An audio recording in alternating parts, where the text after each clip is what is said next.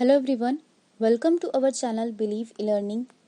आज हम लोग हमारे बिजनेस ऑर्गेनाइजेशन सब्जेक्ट के फॉरेन ट्रेड चैप्टर 4 के 5th पार्ट पर डिस्कस करेंगे।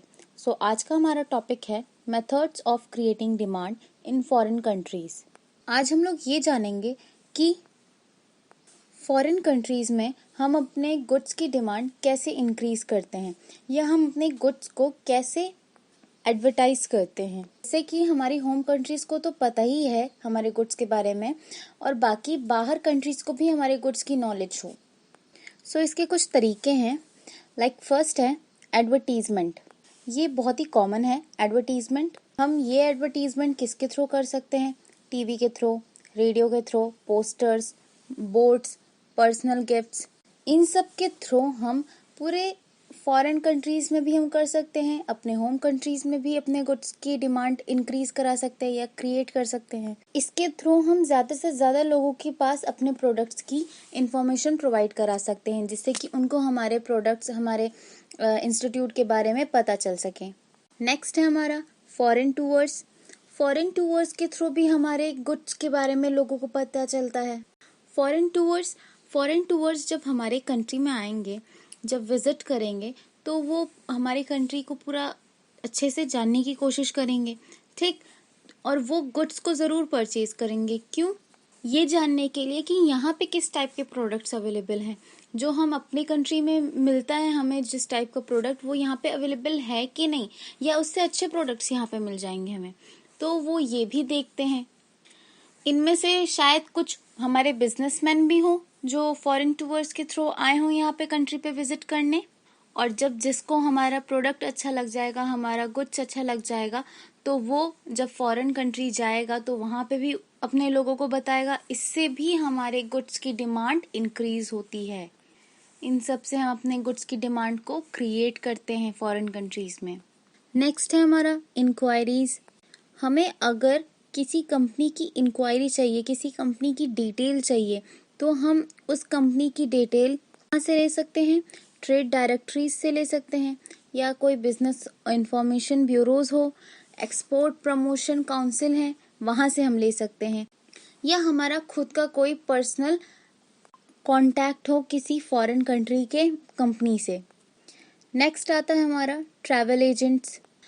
जब हमारा प्रोडक्ट का डिमांड इंक्रीज होने लगता है ओवरसीज में, ठीक, तो हम किसे अपॉइंट करते हैं? एक परमानेंट ट्रैवल एजेंट को, जो एक बिजनेस एरिया से दूसरे बिजनेस एरिया में ट्रैवल करता है और डेवलप करता है किसको? हमारे कंज्यूमर्स के कांटेक्ट को। वो हमारे प्रोडक्ट्स की डिमांड वहां पे जाके बढ़ाता है। नेक्स्ट हो गया हमारा foreign commission agents. For example, हम इंडिया में बिजनेस कर रहे हैं और हमने बाहर भी गुड्स सेंड करने हैं, उसको भी वहां पे सेल आउट करना है, तो हम एक ही जगह देख सकते हैं। अगर हम यहाँ से दूसरी जगह चले जाएंगे तो हमारी कंट्री का कौन बिजनेस देखेगा? ये भी दिक्कत है। तो हमने क्या किया? हमने एक एजेंट अपॉइंट किया, फॉरेन एजेंट, जो हमारी बिहाफ पर अपनी कंट्री में हमारे गुड्स को सेल आउट करेगा, और फिर बाद में जितना उसका कमीशन बनेगा, एक फिक्स्ड परसेंटेज रहेगा जिसके अकॉर्डिंग उसको क्या मिलेगा? कमीशन। नेक्स्ट है हमारा ओवरसीज ब्रांचेस। जैसे जैसे हमारी डिमांड इंक्रीज होती जाती है, अगर हमारे प्रोडक्ट की डिमांड बहुत ही ज्यादा हाई है, तो हम क्या करेंगे? हम हर वक्त तो उसको यहाँ से ले जाके एक्सपोर्ट कर नहीं सकते, उससे दिक्कत हो रही है, मतलब एक्सपेंस ज्यादा हो रहा है, ठीक। तो हमने क्या किया? हमारी डिमांड भी उस कंट्री में बहुत ज्यादा है, तो हमने क्या किया? हमने अपने ब्रांच एक वहां पे खोल ली। फॉर एग्जाम्पल फिलिप्स, बाटा, इन सब की ब्रांचेस हमारी कंट्री में भी हैं, बाहर कंट्रीज में भी हैं, क्योंकि बाहर कंट्रीज में और हमारी कंट्रीज में सब जगह इनकी डिमांड्स बहुत ज्यादा हैं।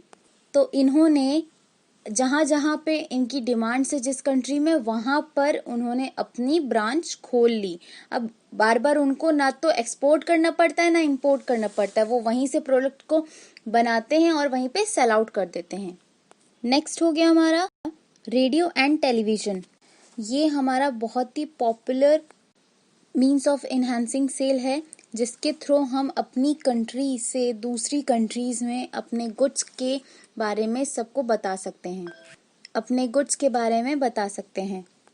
ये कुछ तरीके थे जिसके थ्रू हम अपने गुड्स की डिमांड इंक्रीज करते हैं या क्रिएट करते हैं अपने फॉरेन कंट्रीज में।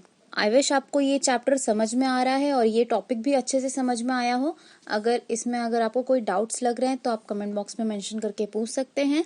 बाकी हम अपने नेक्स्ट लेक्चर में import and export duties and objectives of imposing duties by the government पर डिस्कस करेंगे।